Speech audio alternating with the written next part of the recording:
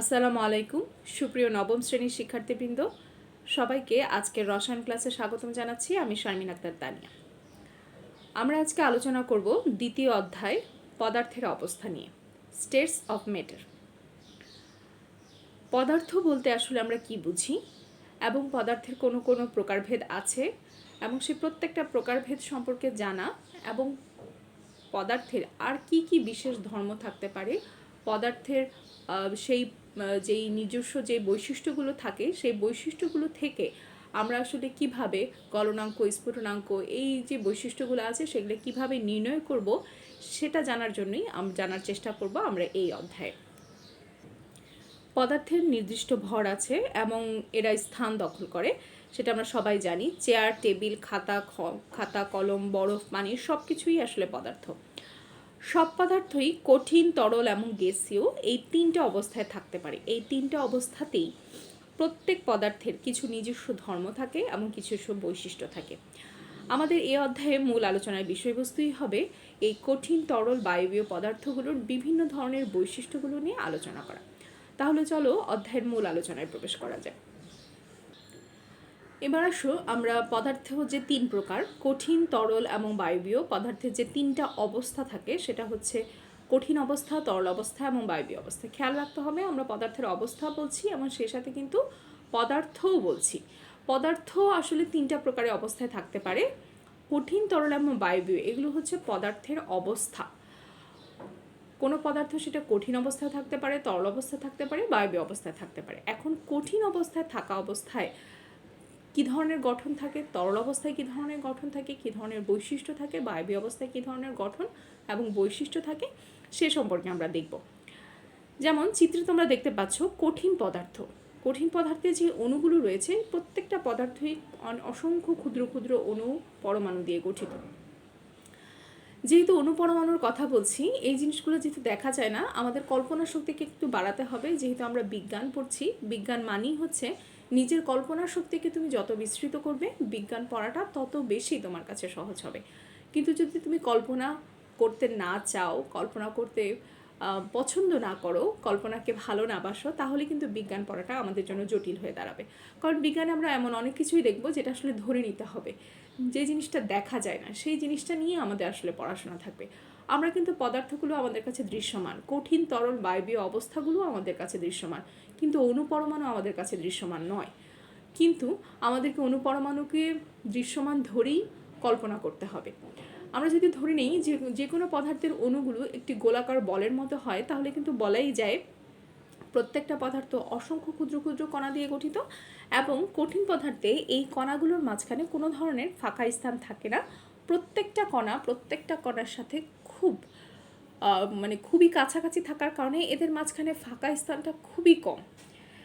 তরল পদার্থের ক্ষেত্রে তোমরা খেয়াল করবে, আমরা যখন গ্লাসে পানি খাচ্ছি, জগে পানি আছে, সেখানে কিন্তু পাত্রের আকার অনুযায়ী তরল পদার্থটা জায়গা দখল করে। যখন গ্লাসে নিচ্ছ তখন গ্লাসের আকার ধারণ করছে, যখন জগে রাখছো তখন জগের আকার, যখন বালতিতে নিচ্ছ তখন বালতির আকার, এবং সেটা বিস্তৃত অবস্থায় থাকে সম্পূর্ণটা আয়তন জুড়ে। গ্যাসীয় পদার্থের ক্ষেত্রে কি হয়? গ্যাসীয় পদার্থ কিন্তু দেখা যায় না। গ্যাসীয় পদার্থের অণুগুলোকে আমরা ধরে নিচ্ছি সেই অণুগুলো পরস্পর থেকে যথেষ্ট দূরে এবং এদের মাঝখানে যে ফাঁকা স্থানগুলো সেটাও যথেষ্ট বেশি থাকে। এই অবস্থায় একটা পাত্রে, বদ্ধ পাত্রের মধ্যে গ্যাসীয় কণাগুলো থাকে। দেখো, কঠিন এবং তরল পদার্থের কণাগুলোকে সেভাবে দৃশ্যমান করা না গেলেও গ্যাসীয় পদার্থে কিন্তু কণা ছাড়া আর কিছুই নেই। কণাগুলো প্রত্যেকটা আরেকটা থেকে যথেষ্ট দূরে অবস্থান করছে।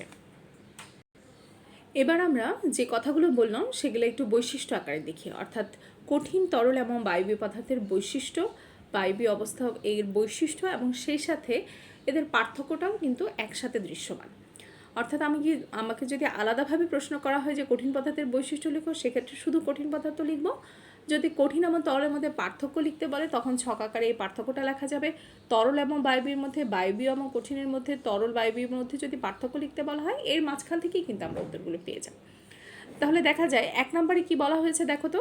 1 নম্বরে বলা হয়েছে যে কঠিন পদার্থের নির্দিষ্ট ভর আছে, তরল পদার্থেরও নির্দিষ্ট ভর আছে। পদার্থ মানেই তার নির্দিষ্ট ভর থাকবে এবং বায়বীয় পদার্থের নির্দিষ্ট ভর আছে। এই জায়গাটায় তিনটা পদার্থ একই রকম। কঠিন পদার্থ, তরল এবং বায়বীয় পদার্থ এই সবগুলোরই রয়েছে ভর। 2 নাম্বার দেখো নির্দিষ্ট আকার। কঠিন পদার্থের নির্দিষ্ট আকার থাকে। আমাদের আশেপাশে যথেষ্ট জিনিস রয়েছে যেগুলো হচ্ছে কঠিন পদার্থ, এবং আশেপাশে আমাদের আসবাবপত্র থেকে শুরু করে সব কিছুই কিন্তু কঠিন পদার্থ, এবং প্রত্যেকটার একটা নির্দিষ্ট আকার রয়েছে। যে ঘরের সোফা সেটটা দেখতে একরকম, খাটটা দেখতে একরকম, চেয়ারটা দেখতে একরকম, টেবিলটা একরকম, খাতা কলম এগুলো এক এক রকম, প্রত্যেকটাই কিন্তু কঠিন পদার্থ। তরল পদার্থের ক্ষেত্রে যেটা বললাম, তরল পদার্থকে আমরা যে পাত্রে রাখবো সেই পাত্রেরই আকার ধারণ করবে, এ কারণে তরল পদার্থের নির্দিষ্ট কোনো আকার নেই। বায়বীয় পদার্থেরও ঠিক একই অবস্থা, যেই পাত্রই রাখা হবে সেই পাত্রটা যদি বদ্ধ পাত্র হয় তাহলে সেই পাত্রটা সম্পূর্ণটা জুড়েই বায়বীয় পদার্থ থাকবে। আয়তনের কথা যদি বলি, প্রত্যেকটা পদার্থের নির্দিষ্ট আয়তন আছে। তরল পদার্থের নির্দিষ্ট আয়তন রয়েছে, কিন্তু বায়বীয় পদার্থের নির্দিষ্ট কোনো আয়তন নেই। এটা যেই পাত্রে রাখা হয় সেই পাত্র সম্পূর্ণ জুড়ে থাকার কারণে পাত্রের আয়তনটাই তখন বায়বীয় পদার্থের আয়তন হিসেবে বিবেচনা করা হয়। আরেকবার বলছি যে কঠিন পদার্থের নির্দিষ্ট আয়তন থাকে, সব পদার্থেই নির্দিষ্ট আয়তন থাকার কথা। তরল পদার্থেরও আছে, কিন্তু বায়বীয় পদার্থের নেই কেন?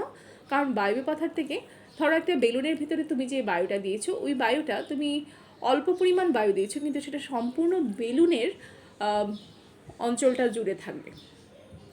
ফলে তুমি যে বায়ুটা পাম্পটা দিয়ে বেলুনটা ফুলিয়েছো, এই বেলুনের এই পাম্পটা এই সম্পূর্ণ বেলুনের আয়তনের মধ্যে থাকবে, এবং বেলুনের যে আয়তন থাকবে গ্যাসীয় পদার্থের আয়তনও তাই হবে। এ কারণে নির্দিষ্ট করে গ্যাসীয় পদার্থের আলাদা কোনো আয়তন কখনো হয় না, অর্থাৎ যে পাত্রে যেখানে রাখা হয়ে থাকে সেই জায়গাটা সম্পূর্ণটা জুড়েই থাকে বায়ু।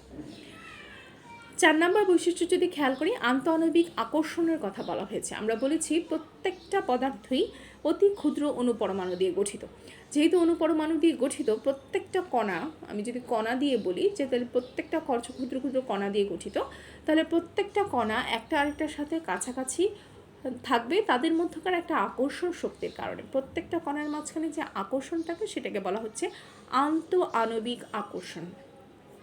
প্রতিটা অণুর মাঝখানে যে আকর্ষণটা, সেই অণুর আকর্ষণটাকে আন্তঃআণবিক আকর্ষণ বলা হচ্ছে। আন্তঃআণবিক আকর্ষণ কঠিন পদার্থের সবচেয়ে বেশি, এবং আন্তঃআণবিক আকর্ষণ শক্তি কঠিনের তুলনায় তরলে অনেকটা কম, আর আন্তঃআণবিক আকর্ষণ শক্তি বায়বীয় পদার্থে যথেষ্ট কম। এবার আসো, চাপ প্রয়োগ করলে এবং তাপমাত্রা বাড়ালে কী ধরনের পরিবর্তন হয়। কঠিন পদার্থের ক্ষেত্রে যদি আমরা চাপ প্রয়োগ করি সেক্ষেত্রে সেটা সংকুচিত হয় না। খেয়াল করবে, যে কোনো কঠিন বস্তুকে কিন্তু তুমি যথেষ্ট চাপ প্রয়োগ করার ফলেও সেটা হয় না। কারণ কি, কঠিন পদার্থের অণুগুলো পরস্পরের খুব কাছাকাছি থাকার কারণে এদেরকে আর চাপ প্রয়োগ করে এদের আকারের কোনো পরিবর্তন করা সম্ভব হয় না। তরল পদার্থের ক্ষেত্রেও চাপ প্রয়োগ করলে আয়তন খুব একটা হ্রাস হয় না, কারণ পানিকে তুমি চাপ প্রয়োগ করলে সেটার কিন্তু কোনো ধরনের পরিবর্তন হয় না। কিন্তু গ্যাসীয় পদার্থের ক্ষেত্রে সামান্য চাপ প্রয়োগ করলে আয়তনের অনেক কমে যায়। যেমন বেলুন, তুমি যে বেলুনটা ফুলিয়েছো সেটা থেকে যদি একটু ফুটো করে দেওয়া হয় তাহলে কিন্তু এটা খুব তাড়াতাড়ি এর আয়তনটা নিঃশেষ হয়ে সম্পূর্ণ বায়ুমণ্ডলের সাথে বেলুনের বায়ুটা মিশে যাচ্ছে, এবং আয়তন হঠাৎ করেই শেষ হয়ে যাচ্ছে। যে নির্দিষ্ট আয়তনটা বেলুনের মধ্যে যেই বায়ুটা আবদ্ধ ছিল সেটা কিন্তু প্রকৃতির বায়ুর সাথে মিশে গেল। খুব দ্রুতই আমাদের আয়তনটা, যে বেলুনের যে আয়তনের যে পরিমাণটা যদি পরিমাপ করা যায়, কিন্তু এরপরে কিন্তু আর আয়তনটা তুমি আর মাপতে পারবে না যখন বায়ুমণ্ডলের সাথে মিশে যাচ্ছে। অর্থাৎ একটু চাপ প্রয়োগ করলে, অথবা কোনো একটা খালি সিরিঞ্জের মধ্যে যদি তুমি বায়ু প্রবেশ করাও, তাহলে এটাকে চাপ দিলেই কিন্তু খুব সহজেই সেটা কিন্তু তাড়াতাড়ি বের হয়ে যাবে সিরিঞ্জের সুইয়ের মধ্য দিয়ে যদি চাপ প্রয়োগ করা হয়। তাহলে দেখা গেল যে গ্যাসীয় পদার্থের ক্ষেত্রে যদি আমরা চাপ প্রয়োগ করি, একটু চাপ প্রয়োগ করলে আয়তনের একটা বিশাল পরিবর্তন দেখা যায়। এবার তাপমাত্রার দিয়ে যদি হিসাব করি, যে তাপমাত্রা বাড়ানো যদি হয় কঠিন পদার্থের ক্ষেত্রে, সেক্ষেত্রে আয়তনটা খুব কম কমে। কারণ তাপমাত্রা বাড়িয়ে চাপ প্রয়োগ করে কঠিন পদার্থের আয়তনের খুব বেশি পরিবর্তন করা যায় না, কারণ কঠিন পদার্থের প্রত্যেকটা কণা পরস্পরের খুব সন্নিকটে থাকার কারণে এরা একটা শক্ত জালকের মতো থাকে, এবং এই আকর্ষণ শক্তিটাকে ছিন্ন করে তরল পদার্থে পরিণত করতে বা বায়বীয় পদার্থে পরিণত করতে যথেষ্ট পরিমাণ তাপ প্রয়োগ করতে হয়। তো দেখা যায় শুধু অল্প কিছু পরিমাণ তাপ প্রয়োগ করলেই কঠিন পদার্থের আয়তনের খুব একটা বৃদ্ধি হয় না, বা হলেও সেটা খুব কম বৃদ্ধি হয়। এবার আসো, তাপমাত্রা বাড়ালে আয়তন বাড়ে কিনা তরল পদার্থের ক্ষেত্রে। তরল পদার্থের ক্ষেত্রে তাপমাত্রা যদি বাড়ানো হয় তাহলে কিন্তু আয়তনটা বেড়ে যায়। তরল পদার্থের আমরা যদি কোনো একটা পাত্রে তরল নিই, সেটাকে যদি আমরা তাপ দিতে থাকি তাহলে কিন্তু এর আয়তনটা প্রসারিত হতে থাকে এবং আয়তনটা বাড়ে। অপরদিকে গ্যাসীয় পদার্থের ক্ষেত্রেও দেখা যায় তাপমাত্রা যখন বাড়ানো হয় তখন এদের আয়তনটা যথেষ্ট পরিমাণে বেড়ে যায়। কোনো একটা নির্দিষ্ট পাত্রে যদি গ্যাস রাখা হয় তাহলে অণুর চলাচলগুলো তখন আরও বৃদ্ধি পায়, কারণ তাপ প্রয়োগ করা হলে তরল পদার্থের যে কণাগুলো রয়েছে এদের মাঝখানে আন্তঃআণবিক ফাঁকা স্থান কিন্তু থাকে। আন্তঃআণবিক ফাঁকা স্থান কঠিন পদার্থগুলোর মধ্যে থাকে না, তাদের আকর্ষণ শক্তি অনেক বেশি থাকে। কিন্তু তরল পদার্থের ক্ষেত্রে আন্তঃআণবিক ফাঁকা স্থান কঠিন পদার্থের তুলনায় একটু বেশি এবং আকর্ষণ শক্তিটা কঠিন পদার্থের তুলনায় একটু কম হওয়ার কারণে তাপ দিলেই অণুগুলো পরস্পর থেকে একটু দূরে সরে যেতে থাকে। পরস্পর থেকে যখন অণুগুলো দূরে সরে যেতে থাকে, দূরে সরে যাওয়ার মানেই হচ্ছে আয়তনটা কিন্তু বাড়ছে। আবার গ্যাসীয় পদার্থের ক্ষেত্রে অণুগুলো কিন্তু পরস্পর থেকে যথেষ্ট দূরে আছে, তাপ প্রয়োগ করলে সেগুলো আরও দূরে চলে যাবে এবং তো সেক্ষেত্রে কিন্তু আয়তনটা অনেক বৃদ্ধি পেয়ে যাবে। তাহলে তাপমাত্রা বাড়ালে আমরা কি দেখলাম, যে কঠিন পদার্থের আয়তনের খুব একটা বৃদ্ধি হয় না বা কম বৃদ্ধি হয়, তরল পদার্থেরও বাড়ে এবং বায়বীয় পদার্থের সেটা খুব বেশি বেড়ে যায়। এবার আমরা এই অধ্যায়ের সবচেয়ে গুরুত্বপূর্ণ যে অংশটা, সেটা হলো পদার্থের গতিতথ্য আলোচনা করা।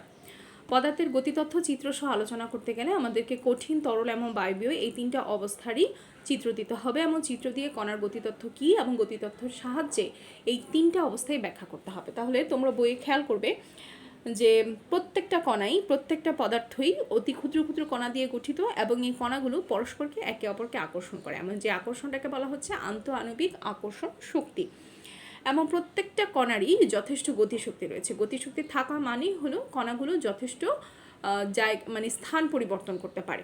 স্থান পরিবর্তন করতে পারার কারণেই এদেরকে বলা হচ্ছে গতিশক্তি আছে এবং এদের গতির কারণেই এরা স্থান পরিবর্তন করতে পারে। আন্তঃআণবিক এই আকর্ষণ শক্তি এবং কণাগুলোর গতিশক্তি দিয়ে পদার্থের কঠিন, তরল এবং গ্যাসীয় অবস্থা ব্যাখ্যা করার যে তথ্যটা, সেটাই হচ্ছে কণার গতিতথ্য। আমরা কিছুক্ষণ আগে যে বৈশিষ্ট্যগুলো পড়েছিলাম, বৈশিষ্ট্যগুলোতে বলেছি যে কঠিন পদার্থকে যখন কঠিন পদার্থের যে অণুগুলো সেগুলো পরস্পরের খুব কাছাকাছি অবস্থান করে এবং এদের মাঝখানে আকর্ষণটা অনেক বেশি থাকে, আন্তঃআণবিক আকর্ষণ শক্তি। এই আকর্ষণ শক্তি বেশি থাকার কারণে প্রত্যেকটা কণার মাঝখানে আন্তঃআণবিক ফাঁকা স্থান বলতে যে স্থানটা, সেই স্থানটা খুব কম থাকে। এ কারণে যখন কঠিন পদার্থকে তাপ দেওয়া হয় তখন এর আয়তনের খুব একটা পরিবর্তন হয় না। তবে কঠিন পদার্থে যখন তাপ প্রয়োগ করা হয় তার কিছুটা না কিছু অবশ্যই পরিবর্তন হয়। কণাগুলো তার অবস্থান থেকেই তাপশক্তিটা গ্রহণ করে কাঁপতে থাকে এবং যদি আরও অনেক বেশি তাপ দেওয়া হয় সেক্ষেত্রে কণাগুলো এত বেশি কাঁপতে থাকবে যে আন্তঃকণা আকর্ষণ যেই শক্তির কথা আমরা বলছি সেই শক্তিটাকে ছিন্ন করে সে কিছুটা গতিপ্রাপ্ত হবে এবং কণাগুলো একটু চলাচল করতে পারবে এবং সেই অবস্থাটাই হচ্ছে আমাদের তরল অবস্থা। কঠিন অবস্থা থেকে তরল অবস্থায় চলে আসলাম তাপ প্রয়োগ করার ফলে এবং আমাদের যে কণাগুলো ছিল কণাগুলো গতিশক্তি প্রাপ্ত হওয়ার ফলে এদের যে আন্তঃআণবিক ফাঁকা স্থান ছিল না এবং পরস্পরের খুব কাছাকাছি ছিল, সেখানে প্রত্যেকটা কণার তাপ থেকে শক্তি গ্রহণ করে কাঁপতে থাকে এবং পার্শ্ববর্তী কণাকে সেই শক্তিটা দিয়ে থাকে। তখন সম্পূর্ণ পদার্থটি পদার্থের প্রতিটি কণা তাপশক্তি গ্রহণ করে এবং পরস্পরকে এই শক্তিটা স্থানান্তর করে। তখন দেখা যায় এদের মাঝখানে যে আকর্ষণ শক্তিটা থাকে সেটাকে ছিন্ন করে এরা পরস্পর থেকে একটু দূরে অবস্থান করে এবং সেই অবস্থাটাই হচ্ছে পদার্থের তরল অবস্থা। এখন তরল অবস্থাকে যদি আরও বেশি তাপ দেওয়া হয় তখন কণাগুলো তাপশক্তি নিয়ে গতিশক্তি এদের আরও বাড়তে থাকে এবং গতিশক্তি এতটাই বেড়ে যায়, তাহলে কঠিন তরল পদার্থকে যখন আরও বেশি তাপ দেওয়া হবে সেটা গতিশক্তি বেশি বৃদ্ধি পাবে এবং একসময় গতিশক্তি এতটাই বৃদ্ধি পাবে যে কণাগুলো তখন পরস্পর থেকে আরও দূরে সরে যাবে। কঠিন পদার্থের যখন তাপ দেওয়া হলো তখন একটু সরে গেল, তরল পদার্থের যখন তাপ দেওয়া হলো সেটা আরও দূরে সরে গিয়ে সেটা বায়বীয় অবস্থায় চলে যায় এবং কণাগুলো পরস্পর থেকে অনেক দূরে ছোটাছুটি করতে থাকে। তাহলে সেটাই হলো গ্যাসীয় অবস্থা। গ্যাসীয় অবস্থায় পাত্রে পদার্থের কিন্তু নির্দিষ্ট কোনো আয়তন থাকে না, তাকে যেই আয়তনের পাত্রে রাখা হবে কণাগুলো সেই আয়তনের মধ্যেই ছোটাছুটি করবে। গ্যাসীয় অবস্থায় পৌঁছানোর পর যদি আরও বেশি তাপ দেওয়া হয় তখন কণাগুলো আরও জোরে ছুটতে থাকবে এবং গতিশক্তি আরও বেড়ে যাবে, কিন্তু তখন আর অবস্থার কোনো একটা পরিবর্তন হবে না। অর্থাৎ গ্যাসীয় থেকে এরপরে অবস্থাটা শুধুমাত্র গ্যাসীয় অবস্থা পর্যন্ত সীমাবদ্ধ থাকে এবং এরপরে অতি উচ্চ তাপমাত্রায় সেটা প্লাজমা অবস্থা এবং স্ফটিক অবস্থায় রূপান্তরিত হয়, যেটা আমরা পরবর্তীতে বড় ক্লাসে পড়ব। এবার সব ব্যাপন এবং নিঃসরণ কী এবং এইটা বলতে আমরা কি বুঝি। তোমরা খেয়াল করবে আমরা যখন কোনো সুগন্ধি ব্যবহার করি, আমাদের সেন্ট হতে পারে, সেটা যে কোনো ধরনের সুগন্ধি যখন ব্যবহার করা হয় তো দেখা যায় যখন আমরা কখনো সুগন্ধিযুক্ত কোনো বস্তু আমরা যখন কোনো একটা ঘরের কোণায় ব্যবহার করি বা নিজেরা ব্যবহার করেন, এই সুগন্ধটা কিন্তু আশেপাশের মানুষগুলো পাচ্ছে। এখন কথা হলো, সুগন্ধটা যেই স্থানে ব্যবহার করা হয়েছিল সেই স্থানেই সুগন্ধটা থাকার কথা ছিল, কিন্তু আশেপাশের মানুষ পর্যন্ত বা অনেক দূর পর্যন্ত সেই সুগন্ধ বলো এবং দুর্গন্ধ বলো, এই জিনিসগুলো আসলে কিভাবে ছড়ায়, এই ছড়ানোর যে প্রক্রিয়াটা সেটাকে বলা হচ্ছে ব্যাপন। যে কোনো মাধ্যমে কঠিন এবং তরল এবং বায়বীয় পদার্থের স্বতঃস্ফূর্ত এবং সমানভাবে ছড়িয়ে পড়ার প্রক্রিয়াকে বলা হচ্ছে ব্যাপন। তোমরা বইয়ে খুব সুন্দরভাবে ব্যাপনের একটা আলোচনা পাবে এবং সেখান থেকে তোমরা সংজ্ঞাটা সুন্দরভাবে লিখে মুখস্থ করবে। মুখস্থ করার কথাটা পরে বলছি, কারণ হচ্ছে প্রথমে তোমরা এই জিনিসটা রিডিং পড়বে, তারপর তোমরা দেখে লিখবে, এরপরে দেখবে তুমি এমনিতেই তোমার জিনিসটা মনে থাকবে, তখন আর মুখস্থ করার জন্য মাথার উপর ব্রেনের উপর প্রেশার দিতে হবে না। এ কারণে বিজ্ঞানের সব কিছুকে আমি সবসময় বলি যে বিজ্ঞানের জিনিসগুলোকে সবসময় বোঝার চেষ্টা করবে, বুঝে তারপর লিখবে এবং লেখার পরে আবার পড়বে, তখন তোমার পড়াটা অনেকটা এগিয়ে যাবে। অথচ দেখা যাবে সারাদিন ধরে একটা সংখ্যা যখন পড়ছো কিন্তু তখন এটা মুখস্থ হচ্ছে না, খুব কঠিন মনে হচ্ছে, তখনই চেষ্টা করবে যে সংজ্ঞার প্রতিটা লাইনে প্রতিটা শব্দ দিয়ে আসলে কি বোঝানো হয়েছে। তাহলে যদি বুঝে পড়ো তাহলে কখনোই কোনো জিনিস খুব সহজে ভুলবে না, এবং কিছু বেসিক জিনিস থাকে যেটা তোমার সবসময় মনে থাকবে। তাহলে ব্যাপন সম্পর্কে আমরা কি বুঝলাম, যে কোনো কঠিন তরল এবং বায়বীয় পদার্থের স্বতঃস্ফূর্ত এবং সমানভাবে ছড়িয়ে পড়ার প্রক্রিয়াকে বলা হচ্ছে ব্যাপন। ব্যাপন প্রক্রিয়ায় কঠিন তরল এবং বায়বীয় পদার্থ উচ্চ ঘনমাত্রার স্থান থেকে নিম্ন ঘনমাত্রার স্থানের দিকে স্বতঃস্ফূর্তভাবে ছড়িয়ে পড়ে। আমি যদি বলি যে সেন্টের শিশির মধ্যে বা আমাদের বডি স্প্রের মধ্যে যেই গন্ধের যে ঘনত্বটা ছিল, ঘনত্ব যদি পরিমাপ করা হয় সেখানে কিন্তু যথেষ্ট, আমরা যখন সেন্টের শিশিতে গন্ধ নিচ্ছি তখন তীব্র একটা গন্ধ অনুভব করছি, এখানে কিন্তু গন্ধের যে ঘনত্বটা তার পরিমাণটা বেশি ছিল। কিন্তু পাশের যে বায়ু, আমরা বলছি কিছুক্ষণ আগে যে গ্যাসীয় পদার্থ বা বায়বীয় পদার্থের সংজ্ঞা পড়লাম, আমাদের আশেপাশে কিন্তু সেই বায়ুর কণাগুলো প্রতিনিয়ত ঘূর্ণায়মান। তাহলে সেন্টের শিশির একদম কাছে যে বায়ুর কণাটা রয়েছে, সেই বায়ুর কণাটা কি করবে, বায়ুর কণাটা সেই সেন্টের শিশির গন্ধটা নিজে নিয়ে পার্শ্ববর্তী কণাকে দিবে, এবং এভাবে করতে করতে সম্পূর্ণ রুমে এবং এরপরে অন্য রুমে এবং পুরো ঘরে এই গন্ধটা ছড়িয়ে পড়বে। তাহলে দেখা গেল যে যেখানে আমাদের বায়ুটা ছিল সেই বায়ুতে কিন্তু কোনো গন্ধ ছিল না, সেটা ছিল নিম্ন ঘনমাত্রা বা সেখানে কোনো গন্ধের কোনো ঘনত্বই ছিল না। অপরদিকে যখন উচ্চ ঘনমাত্রার কথাটা বলা হলো সেটা ছিল আমাদের সেন্টের শিশির, যেখানে অতিরিক্ত মাত্রায় আমাদের যে সুগন্ধিটা ছিল, সুগন্ধিটা একটা বোতলে আবদ্ধ ছিল। তাহলে উচ্চ ঘনমাত্রার স্থান থেকে নিম্ন ঘনমাত্রার স্থানের দিকে আস্তে আস্তে করে এই গ্যাসীয় পদার্থটা কিন্তু ব্যাপিত হলো। এখন এই ব্যাপনটা কি শুধু গ্যাসীয় পদার্থের ক্ষেত্রে হয়? শুধু সেন্টের শিশির উদাহরণ দিয়ে ম্যাডাম বললেন, এই তোমরা প্রশ্ন করতে পারতে। তো এটা তাহলে আমার উত্তর হবে যে না, সংজ্ঞাতে কিন্তু বলা হয়েছে কঠিন, তরল এবং বায়বীয় তিনটা মাধ্যমেই ব্যাপন হতে পারে। উদাহরণ দিলাম গ্যাসীয় পদার্থের। এবার আসো, তোমরা বাসা বাড়িতে যখন নীল ব্যবহার করো, কাপড়ে নীল দেওয়ার জন্য ব্যবহার করা হয়, খেয়াল করো একটা ট্রান্সপারেন্ট একটা সাদা বা কাচের একটা জগে যদি তুমি এক জগ পানি রাখো এবং পানির মধ্যে যদি তুমি তোমার বাসায় যে কাপড় দেওয়ার নীলটা ব্যবহার করা হচ্ছে সেটার এক ফোঁটা দিয়ে দাও, তাহলে দেখবে সাথে সাথেই কিন্তু সম্পূর্ণ পানিটা নীল হয়ে যাচ্ছে না। তুমি যেখানে এক ফোঁটা দিয়েছো সেখান থেকে আস্তে আস্তে আস্তে আস্তে করে সেই নীল রঙটা ছড়াতে ছড়াতে সম্পূর্ণ পানিতে আস্তে আস্তে করে ছড়াচ্ছে। তার মানে এখানেও ব্যাপন হয়েছে। আমি যে জায়গায় যদি ব্যাপন না থাকতো বা ব্যাপন জিনিসটার কোনো অস্তিত্ব না থাকতো, তাহলে যেই পানির যেই অণুটাতে নীল রঙটা দেওয়া হয়েছিল ওখানেই আবদ্ধ থাকতো, সম্পূর্ণ পাত্রের রঙ তো নীল হয়ে যেত না। তোমরা এই পরীক্ষাটা বাসায় করতে পারো, যে একটা পাত্রে পরিষ্কার পানি নিয়ে সেখানে নীল রঙটা দিলে, এবং এটা চেষ্টা করবে কাচের জগের মধ্যে করার জন্য। কাচের জগের মধ্যে করলে তুমি এর দৃশ্যমান ফলাফলটা খুব ভালোভাবে দেখতে পারবে। তো আমাকে কমেন্ট বক্সে অবশ্যই জানাবে যে পরীক্ষাটা কে কে করেছো। এরপরে আসো কঠিন পদার্থের ক্ষেত্রে। কঠিন পদার্থ আমরা যদি বলতে পারি যে আমরা কোনো একটা ছোট একটা রঙের কোনো একটা ছোট অংশ বা যেই রঙের যে গুঁড়োগুলো থাকে সেই গুঁড়ো রঙগুলো যদি আমরা কোনো একটা পাত্রে দিয়ে দিই, তাহলে কিন্তু দেখবে সেই জিনিসগুলো আস্তে আস্তে পুরো পাত্রটার মধ্যে ছড়িয়ে পাত্রের রঙটাও পরিবর্তন করে ফেলে। যেমন আমরা শরবত বানানোর, যেমন ট্যাঙের যে শরবতটা আমরা বানাই, সেটার ক্ষেত্রে খেয়াল করো, আমরা ট্যাঙের যে গুঁড়াগুলো ব্যবহার করছি সেগুলো কিন্তু কঠিন পদার্থই আমি ধরে নিচ্ছি। এই কঠিন পদার্থকে যখন তুমি পাত্রে দিচ্ছ, এরপর অনবরত নেড়ে সেটাকে শরবতে পরিণত করছো। শরবতে পরিণত করার আগে তুমি যদি কোনো পাত্রে এই ট্যাঙের গুঁড়োটা দিয়ে দাও এবং না নাড়াও, এবং অনেকক্ষণ পরে এসে দেখবে আস্তে আস্তে মোটামুটি সম্পূর্ণ পাত্রটাই ট্যাঙের রঙের নতুন, মানে ট্যাঙের যে রঙটা সেই রঙের পরিবর্তিত হয়ে গেছে, পাত্রের পানির রঙটা আর পানির রঙের মতনই। এখানেও কিন্তু কঠিন পদার্থের মাধ্যমে ব্যাপন হলো। তাহলে আমরা দেখলাম কঠিন, তরল, বায়ু তিনটা মাধ্যমেই এই ব্যাপনটা হয়, এবং ব্যাপনটা স্বতঃস্ফূর্তভাবে হয়, এখানে জোর করে। তুমি যদি নাড়ানি দিয়ে করো সেক্ষেত্রে কিন্তু এখানে জোর করা হলো। তুমি একটু সময় দিবে, সময় দিলে দেখা যাবে জিনিসটা স্বতঃস্ফূর্তভাবে ঘটবে এবং সমানভাবে সব জায়গায় ছড়িয়ে পড়বে। এটাই হলো ব্যাপনের শর্ত। কঠিন, তরল এবং বায়বীয় মাধ্যমে হবে, এবং যেই প্রক্রিয়াটা হবে সেটা স্বতঃস্ফূর্তভাবে হবে এবং সেটা সমানভাবে হবে। এবার আসো তাহলে নিঃসরণ কাকে বলে, এবং ব্যাপন এবং নিঃসরণের মধ্যে যদি পার্থক্য আমরা পড়তে চাই, তাহলে ব্যাপন এবং নিঃসরণটা কী সেটা কিন্তু আমাদেরকে খুব ভালোভাবে জানতে হবে।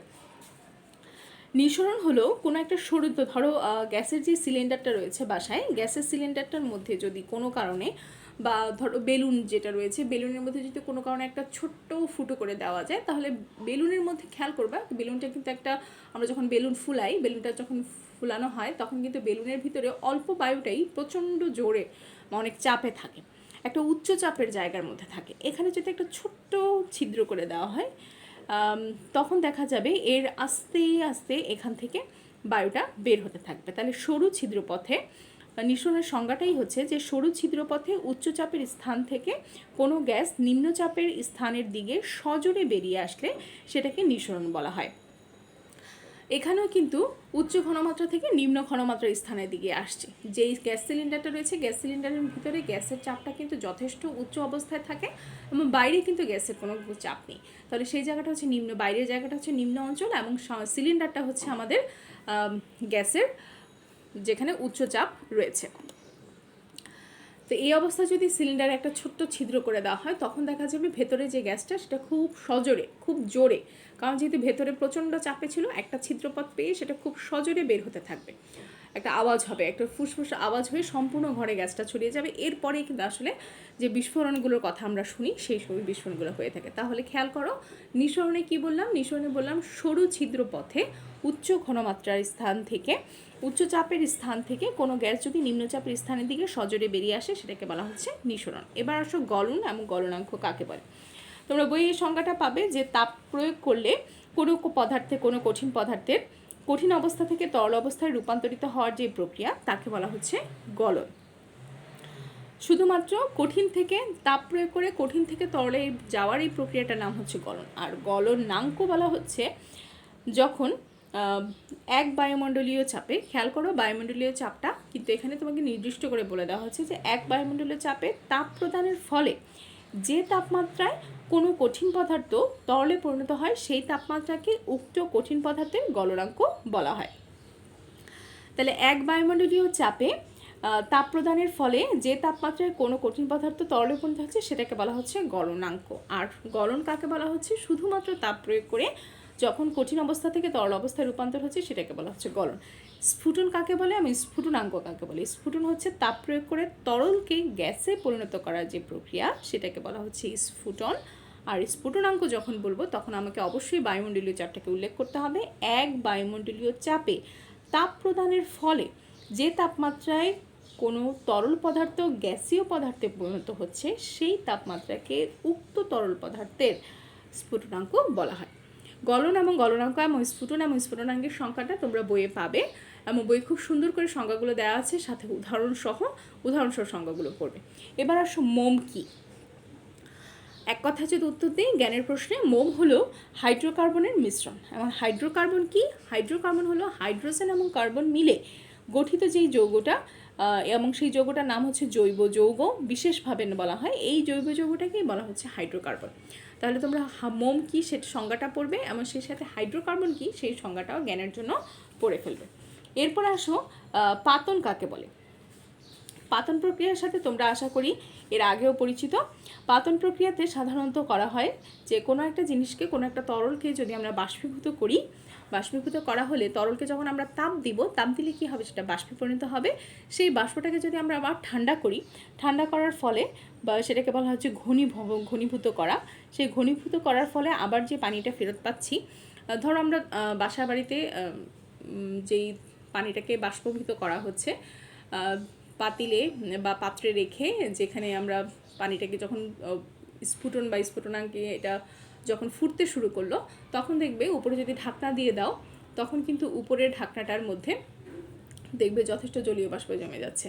তো এই জলীয় বাষ্পকে যদি আমরা না জমতে দেই, এই বায়ুটা যে চলে যাচ্ছে, দেখবে ধোঁয়ার সৃষ্টি হচ্ছে এবং সেই ধোঁয়ার মাধ্যমে পানিগুলো উপরের দিকে চলে যেতে থাকে। এখন কোনোভাবে যদি উপরের যেই ধোঁয়া আকারে যেই বাষ্পগুলো চলে যাচ্ছে, সেগুলোকে যদি ঠান্ডা করা যেত, তাহলে কিন্তু আমরা আবার এই তরল পানিটা ফেরত পেতাম।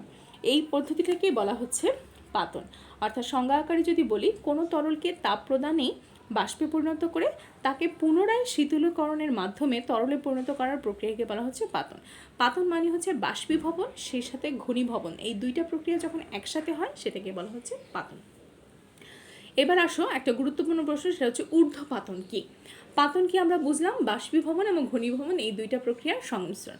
এখন ঊর্ধ্বপাতন বলতে কি বুঝবো? ঊর্ধ্বপাতন হচ্ছে যে প্রক্রিয়ায় কোনো কঠিন পদার্থ থেকে আমি তাপ দিব, নিয়ম অনুযায়ী কঠিন পদার্থ থেকে তাপ দিলে সেটা তরলে পরিণত হওয়ার কথা ছিল, কিন্তু ঊর্ধ্বপাতনে কঠিন পদার্থ থেকে তাপ দেওয়া হলে সেটা তরলে পরিণত না হয়ে সরাসরি বাষ্পে পরিণত হয়, এবং সেই একই পদার্থকে যখন ঠান্ডা করা হবে বা শীতলীকরণ করা হবে, এই বাষ্পটা ঊর্ধ্বপাতিত পদার্থের সেই বাষ্পটা তরলে পরিণত না হয়ে সরাসরি কঠিনে পরিণত হবে, অর্থাৎ মাঝখানের একটা অবস্থাকে তারা স্কিপ করে যাচ্ছে, সেটাকে বলা হচ্ছে ঊর্ধ্বপাতন। সংজ্ঞা আকারে যদি বলি, যে প্রক্রিয়ায় কোনো কঠিন পদার্থকে তাপ প্রদান করা হলে সেগুলো তরলে পরিণত না হয়ে সরাসরি বাষ্পে পরিণত হবে, সেই প্রক্রিয়াকে বলা হচ্ছে ঊর্ধ্বপাতন।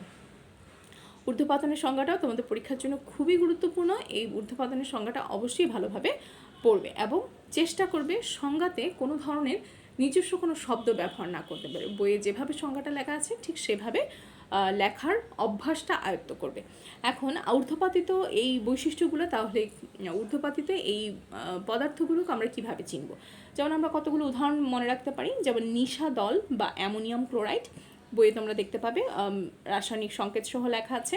কর্পূর, তারপর হচ্ছে ন্যাপথলিন। আমরা বাসা বাড়িতে ওয়ার্ড্রফের কাপড় রাখার জন্য আমরা ন্যাপথলিনটা ব্যবহার করি। দেখবে ন্যাপথলিনের একটা বড় গোটা তুমি রাখবে, কিন্তু কয়েক মাস পরে দেখা যাবে এই গোটাটা ন্যাপথলিনের যে বড় গোটাটা রেখেছো সেটা আস্তে আস্তে ছোট হয়ে যাচ্ছে, কিন্তু তোমার কাপড়গুলো কিন্তু ভিজে যায়নি, অর্থাৎ কঠিন পদার্থটা সেটা গলে তরল হয়ে যায়নি, এটা সরাসরি বাষ্প হয়ে গিয়েছে এবং সেখানে ব্যাপন প্রক্রিয়ার মাধ্যমে তোমার ওয়ার্ড্রফের ভিতরে যে কাপড়গুলো রয়েছে সেগুলোর মধ্যে কিন্তু সুগন্ধটা ছড়িয়ে দিয়েছে এবং এগুলোর মধ্যে সেতে কোনো গন্ধ আসেনি। তো এটা হলো আমাদের বাসা বাড়িতে ঊর্ধ্বপাতন দেখার একটা বিশেষ ব্যবস্থা। তাহলে আমরা দেখলাম আজকের ক্লাসে আমরা কতগুলো পরীক্ষা আছে যেটা আমরা বাসা বাড়িতে আমাদের নিত্য প্রয়োজনীয় যে থাকা যে জিনিসগুলো, এগুলোর মাধ্যমে কিন্তু এই পরীক্ষাগুলো করতে পারি। তো আজকের ক্লাসে আমরা যেই জিনিসগুলো জানলাম, এই অধ্যায়ের মোটামুটি অনেকখানি আলোচনা আজকে হয়ে গেল। তো এই সংজ্ঞাগুলো তোমরা সবাই খাতায় লিখে পড়বে এবং সেই সাথে অবশ্যই কোনো সমস্যা হলে, কোনো জায়গায় বুঝতে সমস্যা হলে সেটা কমেন্টে জানাবে। তো ধন্যবাদ সবাইকে। আজকে ক্লাস এখানেই শেষ করছি। পরবর্তী ক্লাসের জন্য আমন্ত্রণ জানিয়ে আলহামদুলিল্লাহ। আসসালামু আলাইকুম।